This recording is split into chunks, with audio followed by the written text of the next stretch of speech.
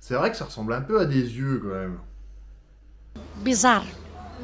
Hello everybody, hello. Bonjour à vous et bienvenue sur Hortus, votre chaîne de vulgarisation botanique, mais aussi d'autres trucs. Je vous avais demandé il y a déjà un petit moment de voter sur YouTube entre l'ananas ou le fruit du dragon ou la litchi. Ou le litchi, je sais pas trop en fait. Et c'est ce dernier ou cette dernière qui a été retenu. Ah, on me dit dans l'oreillette que finalement c'est un garçon. Donc nous voilà partis pour un épisode d'Arboretum, ouais, ça faisait longtemps, plutôt exotique cette fois. On retrouve le fruit chez nous souvent en hiver, hein, car il est beaucoup produit à Madagascar et en Afrique du Sud. Car pour eux, dans l'hémisphère sud, c'est l'été à ce moment-là. C'est logique. Moi qui horreur de l'hiver, tiens, je vais faire ça. Juin, hémisphère nord, novembre, hémisphère sud. Juin, hémisphère nord, novembre, hémisphère sud. Tiens.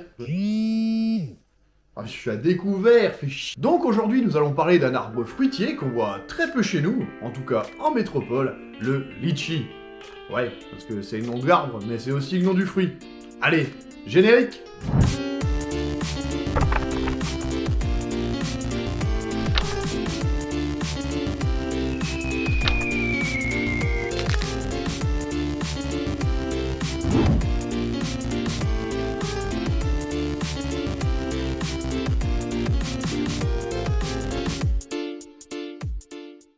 Bon, alors, le litchi est originaire d'Asie du Sud-Est. Bon, pour le coup, c'est dans l'hémisphère nord, mais c'est beaucoup dans l'hémisphère sud qu'on cultive pour l'Europe. On le trouve naturellement au sud de la Chine et en Inde, où on le cultive pour ses fruits depuis plus de 2000 ans. Il est de la famille des sapindacées et assez proche d'autres fruits tropicaux un peu moins connus, comme le ramboutan ou le langan, et des érables aussi. Ouais, depuis 2010. Et son nom de genre vient du mandarin li, qui fait référence à l'arbre, et de chi, qui signifie branche ou quelque chose de ramifié. Pour une fois que ce n'est pas du grec ou du latin, ça change un peu, même si la prononciation est pas évidente. Ni hao mai bà hành đó. No, mai. Ah non, ni hao mai. Et le mot, avant d'être intégré au français, est passé par pas mal de transcriptions, entre autres par les commerçants et les missionnaires de l'époque.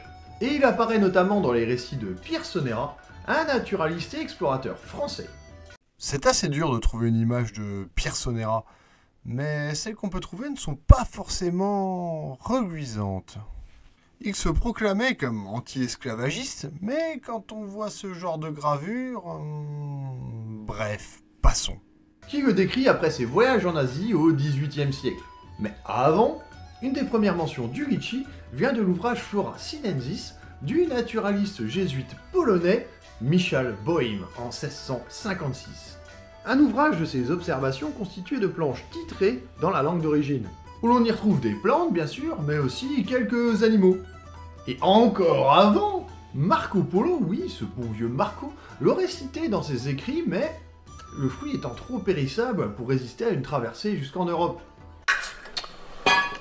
Je bouffe pas que des graines, sire. Oui, alors le mot, du coup, il est passé par l'anglais litchi, puis au français litchi, qui conserve un peu plus la phonétique d'origine, sans trop avoir des prononciations compliquées, quoi. Bon, revenons à la plante en question maintenant, car même si beaucoup l'adorent, beaucoup ne savent pas trop à quoi elle ressemble. C'est un arbre à feuillage persistant qui, dans la nature, peut atteindre 15 mètres de haut, ce qui est déjà pas mal du tout, avec une cime toute touffue. Ces feuilles sont composées et opposées. En gros, elles sont plusieurs sur une même tige, c'est-à-dire composées, et opposées, c'est-à-dire qu'elles poussent l'une en face de l'autre. Ce qui est assez fréquent finalement. Et pour la floraison, si vous vous attendiez à un truc spectaculaire, non, la floraison est plutôt terne. On se fait chier.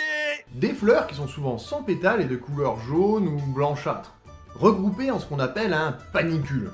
Les panicules sont ce genre de floraison constituée de plein de fleurs serrées, un petit peu comme la spirée ou l'hortensia, pour vous donner une idée. Et la fécondation des fleurs se fait par différentes espèces d'abeilles. Passons aux fruits maintenant. Bon, on le connaît tous avec sa sorte de carapace de tortue, là. Botaniquement longtemps considéré comme une drupe ou une baie, il est finalement plus proche des akènes. Les fruits secs qui ne contiennent qu'une seule graine, avec comme particularité de développer autour des deux parties sèches de son fruit, qui sont la coque et la graine, une chair charnue qu'on appelle une narille. C'est ce qui possède cette texture à la fois ferme et juteuse. Bien que cette plante soit difficile à faire pousser hors de son climat tropical, nous allons quand même un peu parler de sa culture.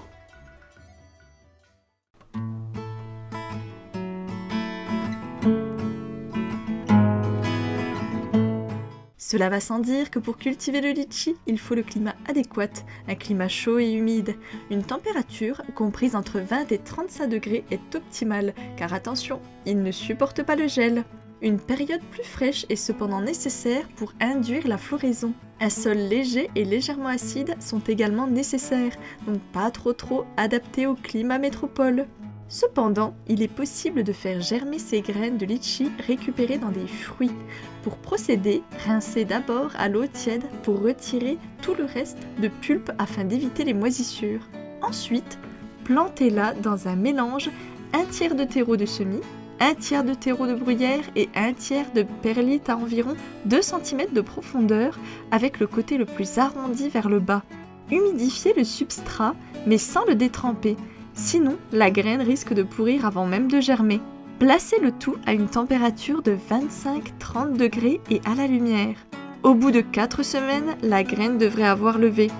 Les exposez ensuite au soleil indirect, puis progressivement au plein soleil, tout en gardant le sol humide et en évitant les températures en dessous de 10 degrés. Et voilà, avec un peu d'engrais par la suite, vous pouvez obtenir une plante qui peut atteindre 2 mètres en pot dans une véranda ou une serre. Ça vaut le coup d'essayer.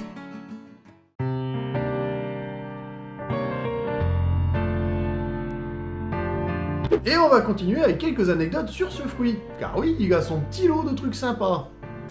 J'écoute. Comme on a dit précédemment, le litchi a été cultivé en Chine depuis plus de 2000 ans. Et bien, à l'époque de la dynastie Tang, aux alentours du 8e siècle, Xuanzong, l'empereur chinois Xuanzong, pour satisfaire sa bien-aimée Yang Gufei, pardonnez ma prononciation désastreuse, assez affligeante, et elle adorait ce fruit. Adorait. Vraiment. Du coup, l'empereur mit en place un système de transport rapide des litchis du sud du pays jusqu'à la capitale. Et la Chine, c'est grand. C'est très grand. Surtout quand on la parcourt à cheval en plus. Alors, pour que les fruits arrivent en bon état à la table de madame, l'empereur mit beaucoup de budget afin que ce soit des cavaliers super rapides qui fassent le transport, les meilleurs du pays. Oh Seigneur! La révérence! Oh, c'est un saint homme. Bah ouais, pas de camion frigo à l'époque.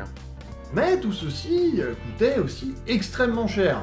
Ce qui, en plus d'autres extravagances luxueuses, ça n'a pas du tout été vu d'un très bon œil par le peuple, ce qui mena à une révolte. Ouais, carrément, une révolte, à cause des litchis. Enfin, en partie, quoi. Vous n'en avez rien à cirer. C'est une honte. Révolte! Dans certaines cultures asiatiques, le litchi est aussi associé à certaines légendes, comme celles liées aux vampires ou aux esprits malins, en raison de son apparence. Sa coque faisant penser à de la peau ensanglantée, et son intérieur blanc, ferme, juteux, ce serait un peu comme de la chair. Dégueulasse. Et certaines histoires racontent que les litchis seraient les fruits du sang, des reliques de guerriers tombés au combat, ou même des graines de démons. Bien sûr, il s'agit uniquement de folklore, mais j'aime bien ça et ça rajoute un petit peu... une touche un peu mystérieuse à ce fruit. Allez, on passe à une autre anecdote que vous avez déjà, à mon avis, entendu parler. Il existe une croyance selon laquelle manger trop de litchi à jeun peut être toxique, surtout chez les enfants. En Inde et au Bangladesh, des intoxications un peu mystérieuses ont été rapportées, surtout dans les zones autour des grosses productions de litchi. Des études ont été faites et elles ont démontré que les fruits non mûrs possèdent une toxine appelée hypoglycine A, qui peut provoquer une chute brutale de sucre dans le sang. Une hypoglycémie aiguë, donc. Et effectivement, cela peut être dangereux, surtout chez les enfants malnutris qui en mangent en grosse quantité sans autre apport alimentaire à côté, quoi. Alors, le mythe du litchi, un fruit empoisonné, oui et non. Mais bon, si vous êtes un adulte en bonne santé, il suffit juste de pas en consommer en énorme quantité et surtout pas à jeun, voilà. Et du coup, comment se fait-il qu'il soit autant cultivé dans les îles de l'océan Indien? Ouais, bonne question. Alors, en 1782, un navire français chargé d'épices et d'autres matériaux, de soie mais aussi de litchi séché. Et ce navire a fait naufrage près des Mascareignes. C'est vers la Réunion et l'île Maurice.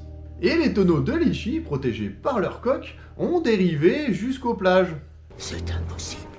Non, improbable. C'est comme ça que les habitants ont découvert, goûté, puis planté ce fruit, contribuant ainsi à introduire le litchi dans les îles du coin, et jusqu'à Madagascar. Et il s'est plutôt bien adapté au climat, on dirait. Et voilà pour cet épisode, les planteurs. Comme d'habitude, j'espère qu'il vous aura plu. N'hésitez pas bien sûr à nous dire ce que vous en avez pensé dans les commentaires, hein, on les lit tous. Merci encore à mon frère pour les musiques, notamment celle du générique, et je vous mets son Insta et le nôtre en description. Comme d'habitude les planteurs, n'oubliez jamais de cultiver et de vous cultiver. On se retrouve bientôt pour d'autres vidéos. Ciao, ciao, ciao. Ah, c'est pas évident le chinois, hein. J'espère que le prochain coup, ce sera du latin, comme d'habitude, hein.